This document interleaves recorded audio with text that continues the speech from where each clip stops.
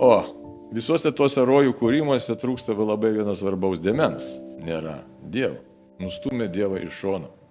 Kuriuo tame santykė paties Dievo nebelieka, lieka pokalbis su savimi pačiu, lieka noras kurti save patį, lieka noras statyti save patį. Tai žodžiu, kas čia yra? Jeigu taip apibendrinant, tai yra šėtoniška kalba, žiauri šėtoniška kalba, iškreipiamas tikėjimas, liuciferiška kalba, kad štai Dieve, forma lieka, bet turinio nėra.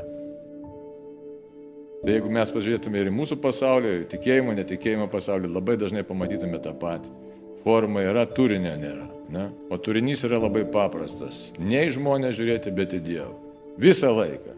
Labai griežtai iš tikrųjų, labai kietai. Nes mes dažnai žiūrim, kas ką pasakė, atsakė nuomonės, turbūt žiūrėkti internetas užkištas visokiom nuomonėm.